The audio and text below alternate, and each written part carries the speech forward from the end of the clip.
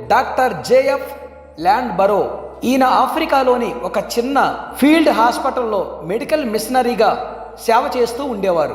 Doctor land బరో ప్రతి 2 వారాలకు ఒకసారి ఆసుపత్రికి కావలసిన మందులు, సామాగ్రి మరియు అవసరమైన డబ్బును తీసుకురావడానికి తన సైకిల్పై అడవి గుండా సమీపంలోని నగరానికి ప్రయాణించేవారు. ఆ ప్రయాణానికి 2 రోజులు పట్టేది. అందువల్ల ఆయన రాత్రి సమయంలో దట్టమైన అడవిలోనే ఒక టెంట వేసుకుని ఒంటరిగా పడుకునేవారు.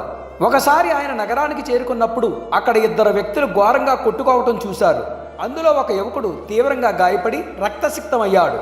ల్యాండ్ బరో ఒక డాక్టర్గా అతనికి ఉచితంగా వైద్యం చేసి గాయాలకు కట్లు కట్టడమే కాకుండా యేసుక్రీస్తు ప్రేమ గురించి అతనికి వివరించారు. ఆ తర్వాత ఆయన తన సామాగ్రి తీసుకుని తిరిగి అడవి మార్గంలో ఆసుపత్రికి వచ్చేశారు. 2 వారాల తర్వాత డాక్టర్ ల్యాండ్ బరో మళ్ళీ నగరానికి వెళ్ళినప్పుడు గతంలో తాను కాపాడిన ఆ యువకుడు ఆయన దగ్గరకు వచ్చాడు. అతడు ఆ మిషనరీ చేతులు పట్టుకుని వణుకుతూ ఒక రహస్యాన్ని చెప్పారు. అయ్యా, మీ దగ్గర ఎక్కువ మొత్తంలో డబ్బు, విలువైన మందులు ఉన్నాయని మాకు తెలుసు. మిమ్మల్ని చంపి ఆ సొమ్మంతా దోచుకోవాలని నేను, నా స్నేహితులు కలిసి ప్లాన్ చేశాము.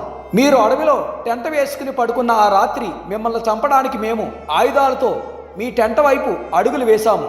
కానీ మీ టెంట చుట్టూ మెరుస్తున్న తెల్లని దుస్తులు ధరించి చేతిలో ఆయుధాలు పట్టుకున్న 26 మంది బలమైన సైనికులు కాపలా కాయటం చూశాము. ఆ భయంకరమైన సైన్యాన్ని చూసి మేము ముందుకు వెళ్ళలేక ప్రాణభయంతో పారిపోయాము. ఇంతకీ ఆ రాత్రి మీతో ఉన్న ఆ 26 మంది సైనికులు ఎవరు అని ప్రశ్నించాడు. ఆ మాట విన్న డాక్టర్ ల్యాండ్ బరో ఆశ్చర్యపోయి బిత్తిరిపోయారు. ఎందుకంటే ఆ రాత్రి దట్టమైన అడవిలో ఆ టెంటలో ఆయన కేవలం ఒంటరిగా మాత్రమే ఉన్నారు.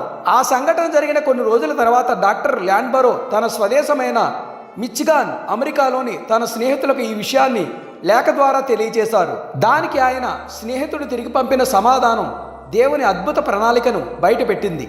ఆ రోజు రాత్రి ఆఫ్రికాలో దొంగలు దాడి చేయడానికి వచ్చిన సమయంలో అమెరికాలోని ఆ చర్చిలో విశ్వాసులు ప్రార్థనా కూటం ముగించుకుని ఇళ్లకు వెళ్ళడానికి సిద్ధమయ్యారు. అకస్మాత్తుగా ఆ చర్చి పాస్టర్ గారికి ఆఫ్రికాలో ఉన్న మిషనరీ ల్యాండ్ బరో ప్రాణాపాయంలో ఉన్నట్లు పరిశుద్ధాత్మ ద్వారా ఒక బలమైన ప్రేరణ కలిగింది. ఆయన వెంటనే విశ్వాసులను ఆపి ల్యాండ్ బరో రక్షణ కోసం అత్యవసరంగా మోకరిల్లి ప్రార్థన చేయమన్నారు. ఆశ్చర్యకరంగా ఆ రాత్రి చర్చిలో పాస్టర్ గారితో కలిసి మోకరించి ప్రార్థన చేసిన మొత్తం వ్యక్తుల సంఖ్య సరిగ్గా 26 మంది. అక్కడ అమెరికాలో 26 మంది నమ్మకమైన విశ్వాసులు మోకరించి ప్రార్థించిన ప్రతి ఒక్కరి తరపున దేవుడు ఆఫ్రికా అడవిలో ఒక్కొక్క దేవదూత చొప్పున మొత్తం 26 మంది దేవదూతలను పంపి తన సేవకుడు చుట్టూ కంచెగా ఉంచి కాపాడారు.